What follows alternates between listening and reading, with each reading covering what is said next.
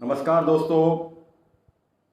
आज फिर से मैं आपके साथ ठीक 11 बजे वो चीज़ लेके उपस्थित हुआ हूँ जिसका मैंने कल आपके साथ जिक्र किया था, और वो था मेरी स्वरचित रचना। और उस रचना पर मैं आज बात करूँगा। मेरी हर रचना, मेरा हर कथ्य, मेरा हर लेख बहुत ही इन्फॉर्मेटिव, बहुत ही शिक्षाप्रद और कुछ ना कुछ सिखाने वाला होता है। तो आज मैं अपनी ऐसी रचना की बात करूंगा जो रचना मैंने एक दिन शायद पिछले अक्टूबर 2019 में, जब हम लोग, मैं और मेरा स्टाफ, जब इंदौर से भोपाल जा रहे थे गाड़ी में, तो हमने उस समय मैंने वो रचना लिखी थी। मैं रचना बोलता गया था और मेरे सहायक हैं दीपक जी, वो उसे लिखते गए थे। तो दोस्तों, मैं पूरी रचना आज नहीं सुनाऊंगा, मैं उसका एक स्टैंजा सुनाऊंगा और उसके बाद उस पद की मैं व्याख्या करूंगा। इस तरह के वो पूरे 5 पद हैं, पूरे 5 स्टैंजा हैं। उन 5 स्टैंजा की अलग अलग व्याख्या करके 5 दिन के बाद फिर मैं उस पूरी रचना को आपके सामने रखूंगा। तो बस थोड़ी देर में रचना शुरू करते हैं। 11 बज रहे हैं, हमारे कई मित्र इसमें जुड़ते चले जा रहे हैं। दोस्तों, मैं फिर पुनः आपको बता दूं कि मैं आज अपनी जो मेरी स्वरचित रचना है, और उसका नाम है जीवन का सच। जीवन का सच मेरी पहली कविता है, मेरी पहली पोयम है, जिसे मैं आज आपके सामने एक एक स्टैंजा लेकर, एक एक पद लेकर आपके सामने मैं आज यहाँ पर रखूंगा। तो दोस्तों, चलिए शुरू करते हैं उस रचना को शुरू करते हैं। मित्रों, मेरी पहली स्वरचित रचना, मैंने कल ही इसका अनाउंसमेंट किया था। कल मैंने 3 अनाउंसमेंट किए थे और वो अनाउंसमेंट थे, सबसे पहला अनाउंसमेंट था कि फेसबुक ने मुझे परमिशन दे दी है कि मैं फेसबुक पर आप पेड इवेंट कर सकूं। तो पहला पेड इवेंट 2 अक्टूबर गांधी जयंती के दिन है, दोपहर को 3 बजे। दूसरा, मैंने आपसे कहा था कि आज बुधवार को, आज शाम को 6 बजे मेरा, जिस तरह से हर वीक में 1 घंटे का जो सेमिनार होता है, वेबिनार होता है, वो है। और आज का टॉपिक है लाइफ लेसन्स। और तीसरा, मैंने आपसे बताया था कि आज सुबह 11 बजे जब मैं आपके साथ जुड़ूंगा तो अपनी स्वरचित रचना लेके जुड़ूंगा और स्वरचित रचना पे आपसे बात करूंगा। तो दोस्तों, आइए चालू करते हैं मेरी स्वरचित रचना, जिसका शीर्षक है जीवन का सच। और उसका पहला स्टैंजा मैं आपके सामने गाकर बता रहा हूं, फिर इसका मैं आपको एक्सप्लेनेशन करूंगा। चाहे कुछ करने की तो मेहनत करो,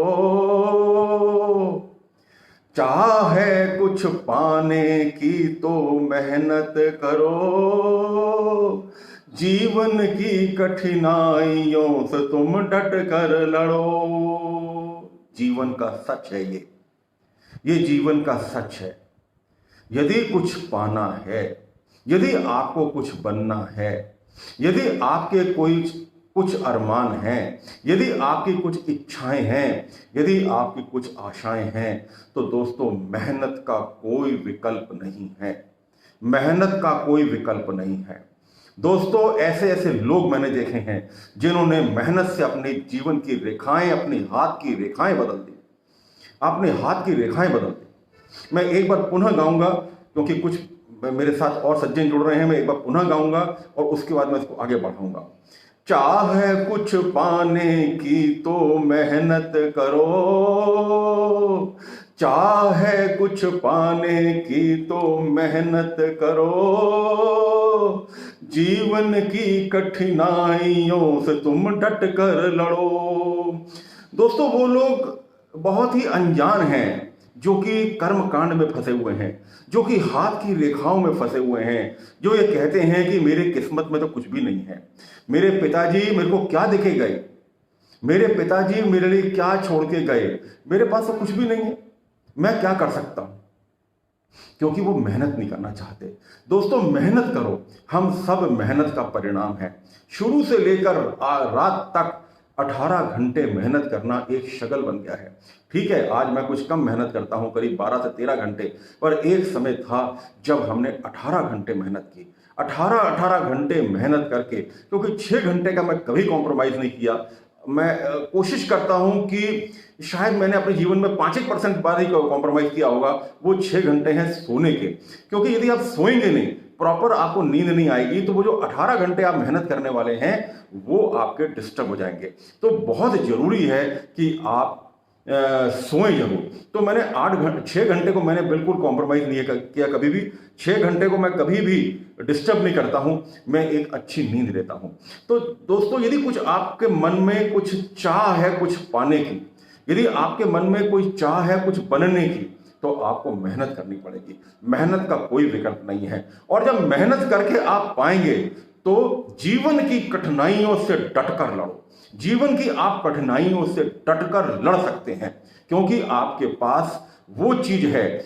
मेहनत करने से आपको अनुभव प्राप्त होगा, आपको पैसे की प्राप्ति होगी, आपका आत्मविश्वास बढ़ेगा, आपके संबंध बनेंगे, आपका ऑरा बढ़ेगा। इन सब के होने से क्या होगा कि आप जीवन की में जो कठिनाइयां आती हैं उनसे आप डटकर लड़ सकते हैं। तो दोस्तों, आज मेरा जो ये पहला कविता का जो पहला स्टैंजा है, जो पहला पद है, उसे आप याद रखिएगा। और वो यही है कि चाह है कुछ पाने की तो मेहनत करो, जीवन की कठिनाइयों से तुम डट कर लड़ो।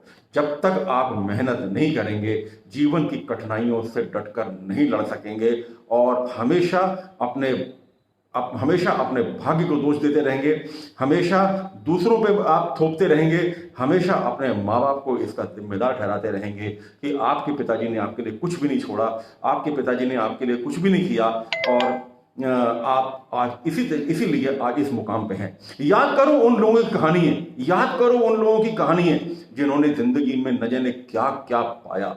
याद करो उस देश के राष्ट्रपति को जिसने कि पेपर बांट बांट के, जो पेपर के बंडल उठा उठा के, जो कोयला जब गाड़ी से गिरता था उसको उठा उठा के बेच बेच के वो देश का राष्ट्रपति बना। दोस्तों, कौन है वो? मैं आपसे पूछना चाहूंगा, हमारे देश के महान राष्ट्रपति, हमारे देश के महान राष्ट्रपति जो कि कलाम साहब, जिन्होंने कि इस देश के अंदर एक नई अलग जगाई, जिनको राष्ट्रपति भवन में पाकर राष्ट्रपति भवन गौरवान्वित हुआ। तो दोस्तों, ऐसा कुछ भी नहीं है। चाह है कुछ पाने की तो मेहनत करो, जीवन की कठिनाइयों से डट कर लड़ो। कल दूसरा पद लेकर, कल दूसरा स्टैंजा लेकर मैं पुनः आपके सामने हाजिर होऊंगा, और मेरा ये वादा है कि इनमें से आपको कोई ना कोई जो गुण हैं, इनमें से कोई ना कोई संदेश आप अवश्य अपने साथ रखेंगे, जीवन भर साथ रखेंगे। ये इतनी जबरदस्त कविता है, ये इतनी जबरदस्त पोएम है।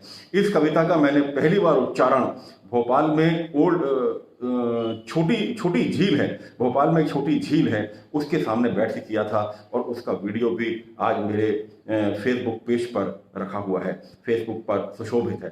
तो कल तक के लिए आपसे इजाजत चाहता हूं। कल दूसरा पद लेकर मैं आपके सामने पुनः हाजिर होऊंगा। तब तक के लिए बहुत बहुत धन्यवाद।